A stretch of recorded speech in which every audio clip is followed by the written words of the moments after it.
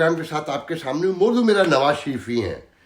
کہ کیا ہونے جا رہا ہے کہ اس صورتحال میں نواز شریف اور ان کی صاحبزادی کی پہلے سے عوامی سطح پر متنازع سزا کو اب قانونی طور پر متنازع بنا کر ختم کرانے کی کوشش کی جا رہی ہے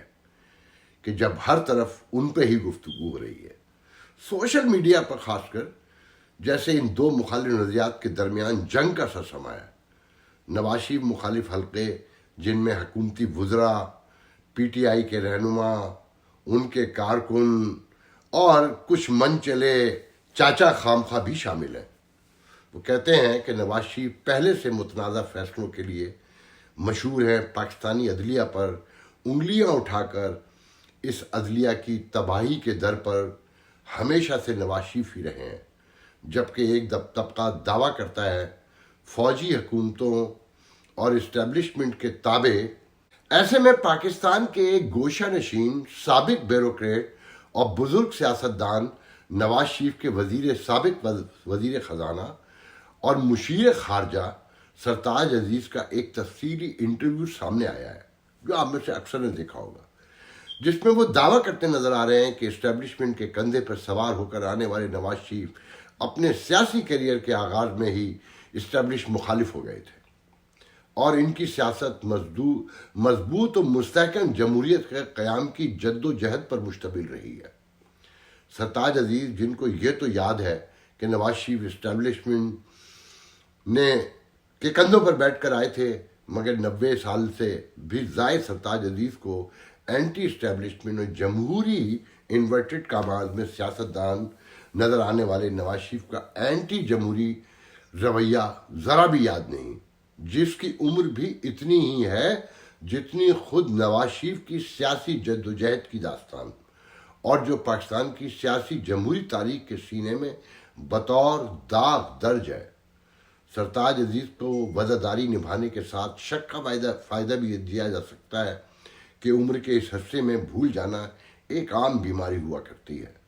مگر تاریخ میں نواز شریف کے فاشسٹ رویے کے واقعات بطور گواہی درج ہیں، اور تاریخ کے سینے میں ایک بار جو درج ہو جائے اسے اس کائنات اور سارے جہانوں اور میری آپ کی جانوں کا مالک بھی مٹنے نہیں دیتا۔ تاریخ میں یہ درج ہے 29 مئی 1988 کو جنرل ضیاء نے جنوجو حکومت برطرف کر کے جب 90 روز میں الیکشن کرانے کا اعلان کیا، اس وقت برطرف کیے جانے والے وزیر اعظم مرنجا مرن جنوجو مسلم لیگ کے صدر تھے، اور نواز شریف صرف پنجاب کے وزیر اعلیٰ۔ جنوجو نے اپنی برطرفی کو عدالت میں چیلنج کرنے کا اعلان کیا، لیکن نواز شریف نے ان کا ساتھ دینے کی بجائے فدا محمد خان کے ذریعے مسلم لیگ کا ایک علیحدہ دھڑا بنانے کا اعلان کر دیا اور اس دھڑے میں شامل بھی ہو گئے۔ جنرل ضیاء نے قومی اور صوبائی اسمبلیاں برطرف کروا دیں، لیکن نواز شریف کو پنجاب کا نگراں وزیر اعلیٰ برقرار رکھا۔ پھر یہ انوکھا واقعہ بھی تاریخ نے دیکھا کہ نگراں وزیر اعلیٰ نے الیکشن کی مہم بھی چلائی اور 4 سیٹوں سے الیکشن بھی لڑا، 2 سے ہارے اور 2 سے جیت گئے۔ پھر الیکشن سے ایک ہفتہ قبل سپریم کورٹ نے جنوجو کی درخواست پر فیصلہ سناتے ہوئے کہا کہ اگر اس کی حکومت کی برطرفی کا فیصلہ غلط تھا، لیکن چونکہ اب الیکشن ہونے والے ہیں اس لیے وہ جنوجو کو حکومت کو بحال تو نہیں کریں گے۔ نواز شریف نے اس فیصلے کا خیر مقدم کیا۔ خود مجھے جنوجو کی اسمبلی میں بھاولپور سے رکن قومی اسمبلی اور قائد حزب اختلاف حاجی سیف اللہ نے یہاں نیویارک میں 90 کی دہائی کے اوائلی عرصے میں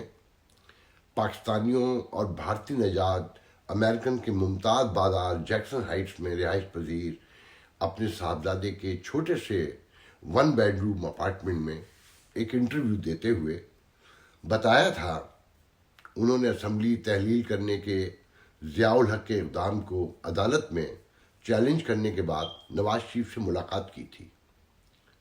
اور ان سے درخواست کی کہ وہ اسمبلی تحلیل کیے جانے کے مذموم اقدام کے خلاف جنوجو کا ہی نہیں اس ٹوٹی پھوٹی جمہوریت کا بھی ساتھ دیں،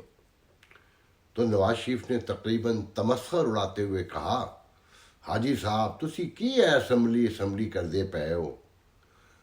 جے ہن ٹوٹ گئی ہے تے ٹوٹ گئی، نویں انتخابات کی تیاری کرو۔ اے اسمبلی ہن بحال نہیں ہونی۔ حاجی صاحب کہتے ہیں نواز شریف کھلے عام کہا کرتے تھے پنجابیوں کو اگر سیاست کرنی ہے تو فوج کے ساتھ مل کر ہی ممکن ہے، ورنہ وہ کبھی پورے ملک پر حکمرانی نہیں کر سکتے، اور فوج کے بغیر سیاست فوج کو بھی کمزور کرے گی۔ حاجی سیف اللہ جن کی رحلت 90 کی دہائی کے آخری سالوں میں، جو مجھے یاد پڑتا ہے نیو یارک میں ہی ہوئی، نے مجھ سے گفتگو میں کہا تھا نواز شریف دولت رکھنے کے ساتھ ساتھ سازش کا ماسٹر بھی ہے، اور کشمیری ہونے کے ساتھ اسے پنجابیت کا استعمال بھی خوب آتا ہے۔ کسی کو یاد ہو نہ ہو، تاریخ کے ساتھ پاکستان کے بہت سے اہل شعور کو یاد ہے نواز شریف نے بے نظیر کی وفاق کی سیاست کا مقابلہ کرنے کے لیے جاگ پنجابی جاگ کا نعرہ بھی لگایا، اور چھانگا مانگا کے جنگلوں میں اراکین اسمبلی کو بند کر کے ان کے ضمیر خریدنے کے لیے نہ صرف محفل طرب کے بندوبست کیے بلکہ دولت کے دریا بھی بہائے۔ پھر اسی نواز شریف نے جسٹس سجاد علی شاہ کے خلاف جس طرح ججوں کو خریدا بیچا وہ کسے معلوم نہیں۔ سرتاج عزیز کو کیا یہ بھی یاد نہیں جب ضیاء الحق کا طیارہ پھٹنے کے بعد الیکشن ہوئے، بے نظیر وزیر اعظم بنی، اور ٹھیک 1 سال بعد نواز شریف نے ان کے خلاف تحریک عدم اعتماد کے لیے اپوزیشن جماعتوں کو اکٹھا کر لیا تھا۔ تحریک تو ناکام رہی، لیکن نواز شریف نے صدر اسحاق خان کے ساتھ مل کر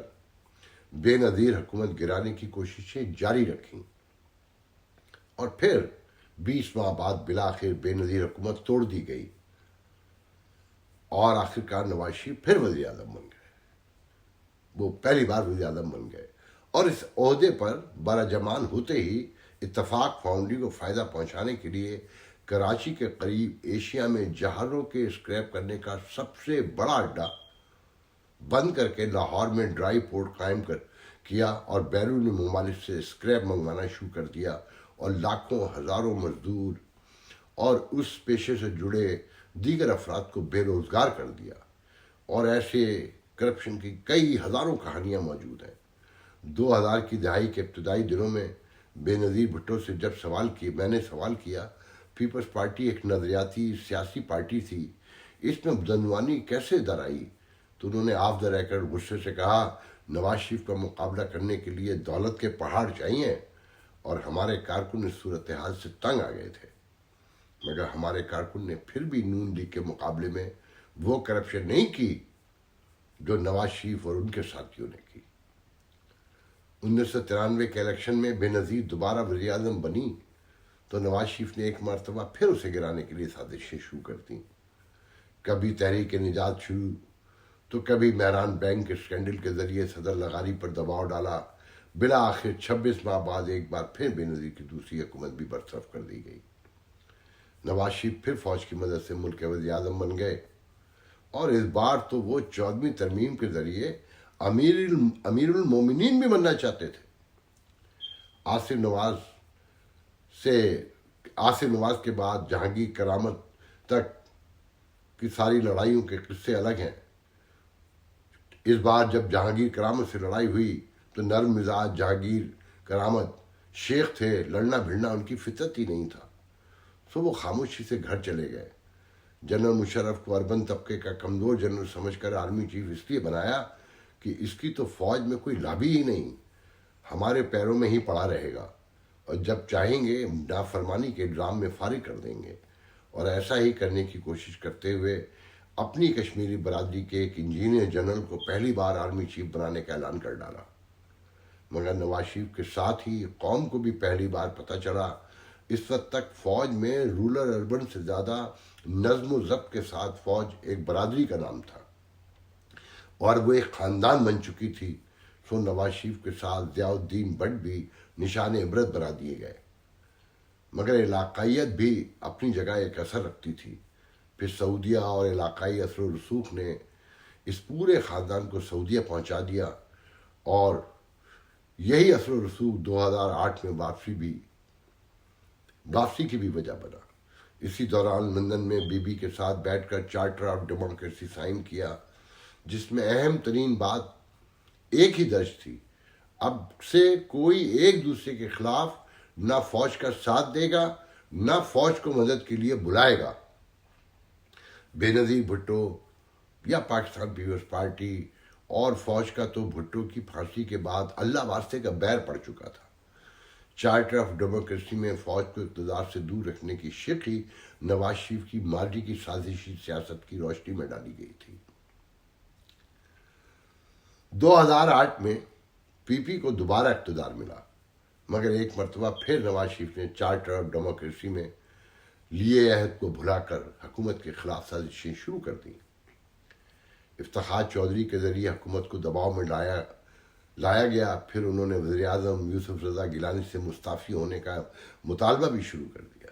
جو بالآخر ان کی نااہلی پر ختم ہوا۔ یوسف گیلانی کے بعد راجہ پرویز اشرف وزیر اعظم بنے، جن کے خلاف نون لیگ کے خواجہ آصف سپریم کورٹ پہنچ گئے۔ صدر زرداری کو نااہل قرار دینے کے لیے میمو گیٹ اسکینڈل لے کر نواز شریف خود کالا کوٹ پہن کر سپریم کورٹ پہنچے تھے۔ یہی نواز شریف جب تیسری بار جنرل کیانی کی مدد سے 2013 میں وزیر اعظم بن گئے تو رضا ربانی کو سینٹ کا چیئرمین بنانے پر اس لیے پیپلز پارٹی سے دشمنی پر اتر آئے کہ فوج کو روشن خیال، لبرل، سیکولر رضا ربانی جمہوریت کا متوالا ایک آنکھ نہیں بھاتے، اور پیپلز پارٹی کی سیاست اور الطاف حسین کے نفسیاتی بیماریوں نے ہمیشہ سے فوج کی پروردہ ایم کیو ایم کو بھی رضا ربانی کو ووٹ دینے کے لیے رضامند کر لیا تھا۔ بس پھر کیا تھا،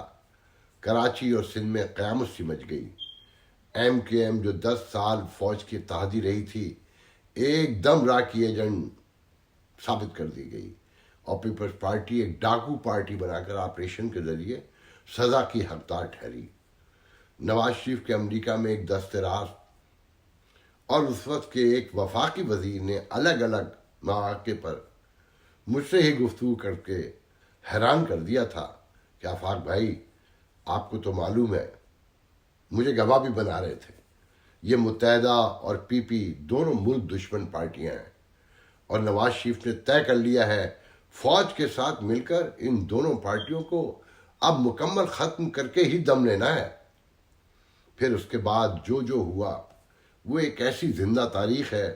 جو اس دور کے ہر پاکستانی بچے کے علم میں ہے۔ پچھلے 35 برسوں میں جنیجو سمیت 5 وزرائے اعظم،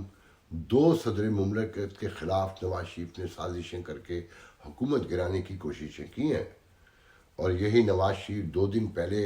کہہ رہے تھے کہ ایجنسیوں نے کبھی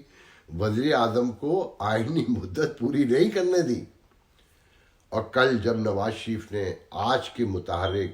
سیاسی ساتھی اور دست راست، جب آج کے ان کے سیاسی دست رات اور یہ افواہیں گرم کر رہے ہیں اور خبریں اطلاعات پھیلا رہے ہیں کہ نواز شریف ایک بار پھر ڈیل کر کے چوتھی بار وزیر اعظم بننے کے لیے ملک واپس لوٹنے والے ہیں، تو ایسے میں 90 سالہ ان کے بزرگ سیاستدان ساتھی سرتاج عزیز کہہ رہے تھے، نواز شریف نے 90 کی دہائی کے ابتدائی دنوں میں ہی طے کر لیا تھا وہ غیر قانونی قوتوں کا ساتھ ہرگز نہیں دیں گے اور جمہوریت کے استحکام کے لیے کام کریں گے۔ اب آپ لوگ فیصلہ خود کر لیں کہ کیا حالات ہیں پاکستان کے اور جمہوریت کے، اور کیا یہ جمہوریت کبھی پنپ سکتی ہے؟ کیا یہ ممکن ہے؟ ایسا ہو سکتا ہے کہ جنہوں نے ساری عمر جمہوریت کے خلاف کام کیا، ووٹ کو عزت دینے کے نعرے تک آ جائیے، مگر آج وہ ابھی تک اینٹی اسٹیبلشمنٹ ہے۔ اب اس سے زیادہ کیا کہوں، آپ لوگ غور کیجئے، اگلے پروگرام میں گفتگو ہوگی۔ اللہ حافظ۔